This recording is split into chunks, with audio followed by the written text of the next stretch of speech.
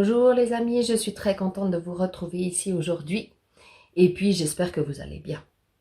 L'histoire que je vais vous raconter parle de famille, peut-être la tienne ou la mienne ou celle de nos voisins. Là en particulier ce sera la famille de Camille le petit hérisson. L'histoire s'intitule « Camille veut une nouvelle famille ». Camille est un drôle de petit hérisson. Il vit dans la forêt de Bouille-les-Écureuils. Il a tout pour être heureux. Il est mignon, il est gâté et surtout, il a une famille qu'il aime. Malgré ça, Camille se plaint sans arrêt. Selon lui, sa maman lui fait trop de bisous. Son papa, quant à lui, n'est pas assez souvent là pour jouer avec lui. Et puis sa sœur, elle lui casse les oreilles. Ce matin-là, Camille est très furieux. En effet, son papa décide de partir à la chasse aux limaces, mais ne le prend pas avec lui sous prétexte qu'il est trop petit. « Oh, zut, zut, zut et zut! Moi, si c'est comme ça, je m'en vais. » Et c'est ce qu'il fait. Il attend que sa famille soit occupée, et puis il s'en va. Sur son chemin, il tombe sur Yann. Yann, c'est un petit âne tout doux, qui est en train de jouer avec une botte de paille, avec tellement de bonheur que ça fait plaisir à voir. Camille, toujours un petit peu ronchon, lui dit « Salut toi, t'es tout seul? Tu n'es pas avec ta famille ?»« Mais si, je suis avec ma famille et si tu veux, je te la présente. Mais à une seule condition, c'est que tu arrêtes de bouder. » Et Yann conduit Camille au bord d'un pré. Et dans ce pré, de magnifiques chevaux sont en train de galoper. « Voilà, je te présente mes parents. » Camille se tourne vers Yann et lui dit « Mais tu n'es pas un poulain ?»« Oui, bien sûr, je ne suis pas un poulain. Je suis adoptée. Et puis, ça me va très bien comme ça. » Et les deux amis discutent un petit moment, puis Camille poursuit son chemin. Il arrive près d'un étang où il entend une grenouille chanter. C'est Dorine. Dorine est en train de chanter une comptine magnifique. Oh, c'est merveilleux cette mélodie. J'aimerais bien savoir chanter ça aussi. Il s'approche de Dorine et il lui dit « Dis-moi, c'est ta famille qui t'a appris à chanter comme ça? Tu chantes vraiment bien. » Et Dorine lui dit « Oui, je te remercie. Si tu veux, accompagne-moi et je te présente ma famille. » Et les voilà partis. Arrivés sur une grande feuille de nénuphar, Dorine lui dit « Voilà, je te présente ma mère. Nous habitons ici toutes les deux. »« Ah, tu n'as pas de papa?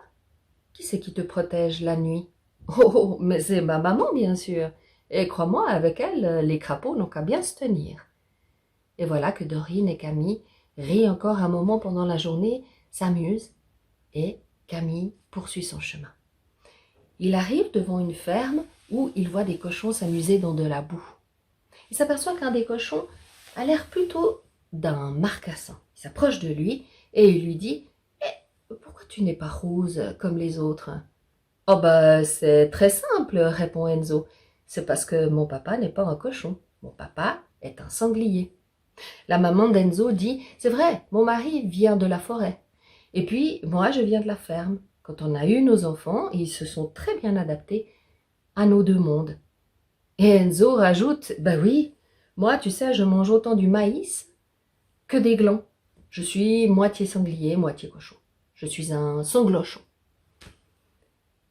Camille, lorsqu'il s'en va de la ferme, se met à réfléchir, émerveillé. C'est vrai qu'il y a beaucoup de familles, toutes différentes, celles que j'ai vues. Décidément, la nature est bien riche.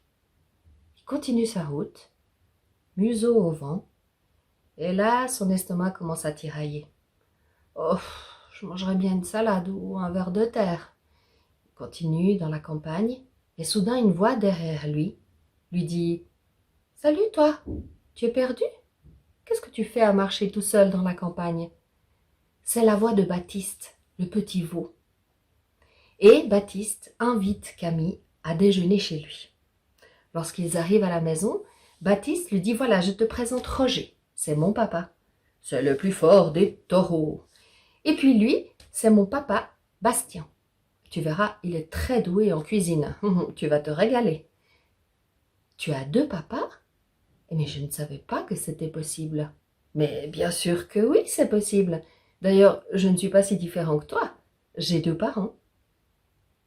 Et les voilà les 4 en train de se régaler avec ce bon repas, jusqu'au moment où Camille s'en va à nouveau. Là, il passe près d'un village et il aperçoit une hirondelle. Cette hirondelle, c'est Clémence. Ce qui étonne un petit peu Camille, c'est que l'hirondelle vit dans un nid d'une vieille chouette. Et Clémence, l'hirondelle, s'adresse à la vieille chouette et lui dit « Maman Babette, est-ce que je peux descendre jouer en bas avec le petit hérisson ?»« Oui, ma chérie. » Et alors Camille et Clémence s'en vont un petit peu plus loin et commencent à discuter. Clémence dit à Camille « Tu sais, maman Babette, ce n'est pas ma vraie maman, c'est ma nounou. En fait, mes parents voyagent beaucoup, alors c'est elle qui s'occupe de moi. Elle est très gentille. Mais tu sais, parfois, c'est quand même un peu difficile. Je n'ai jamais le bisou du soir de ma maman, et puis mon papa, il voyage tellement que je le vois quelques jours par année, c'est tout. »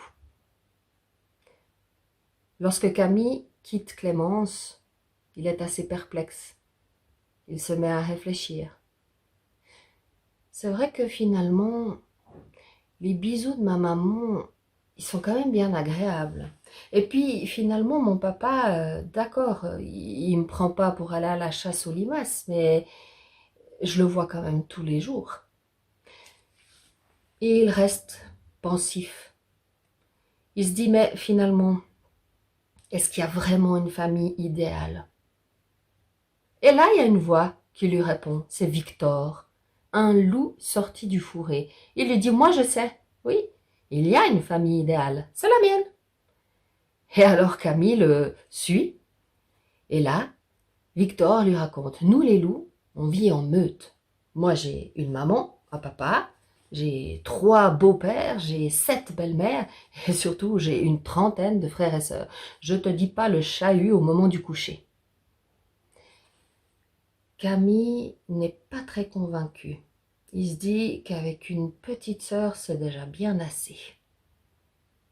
Il poursuit son chemin et là, il commence à se sentir un petit peu en manque de sa famille. Moi, je crois que j'ai envie de retrouver ma famille. Et il a tellement envie de rentrer chez lui qu'il se met à courir. Le chemin du retour est beaucoup plus rapide que l'aller. Et le voilà qui retrouve ses parents. C'est un vrai bonheur d'être dans les bras de ses parents et de retrouver sa sœur. Mais ce voyage n'a pas été inutile pour Camille, non? Parce que finalement, il n'y a pas de famille idéale, non? Quand on s'aime, toutes les familles sont idéales. J'espère que cette histoire vous aura plu, les enfants. Je vous dis à bientôt et prenez soin de vous.